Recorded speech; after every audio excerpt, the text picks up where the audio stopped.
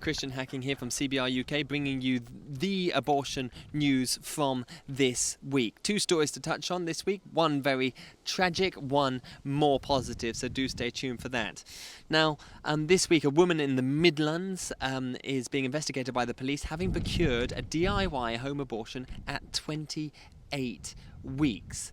Right, that is 4 weeks past the UK cut-off, a staggering 18 weeks past the telemed cut-off, and is really, it's sad. It's so sad, but it's also incredibly predictable, because we knew with women not coming into clinics and not being able to establish gestational age with ultrasound, it was only a matter of time before something awful like this happened.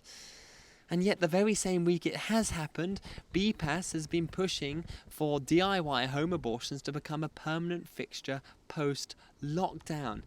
You hear me correctly. What is going on? Well, one thing is for sure, BPAS is very much at the centre of this. It was BPAS who gave these pills to this woman in this case. It's BPAS who've performed 8,000 telemed abortions since the lockdown begun. It's also BPAS who have reported that there's been at least 8 cases of women taking these pills post the 10-week cutoff.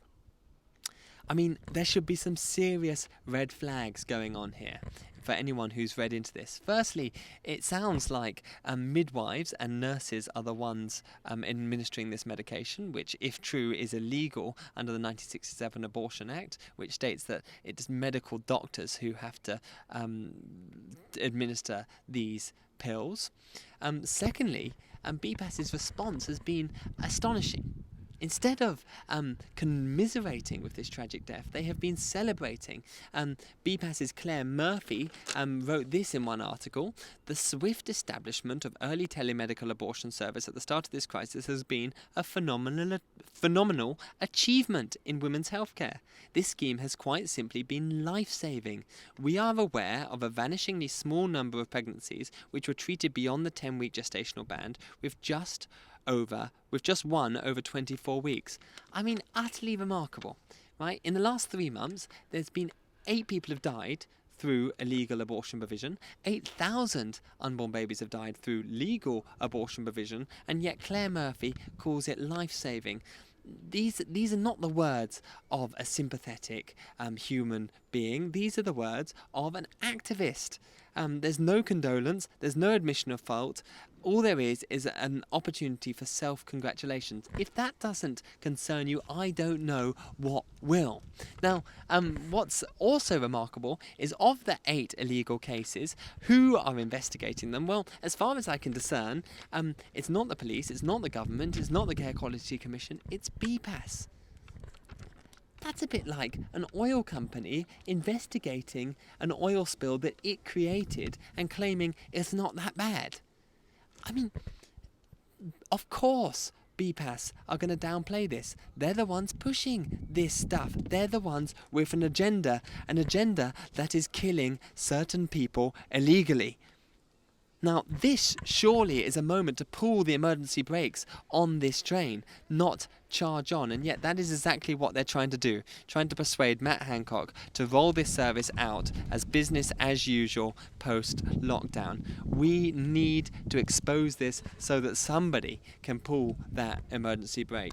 Christian Concern are appealing their judicial review, which will take us part that way, but it's really up to us to make the case to our elected officials to help people see what is really going on here.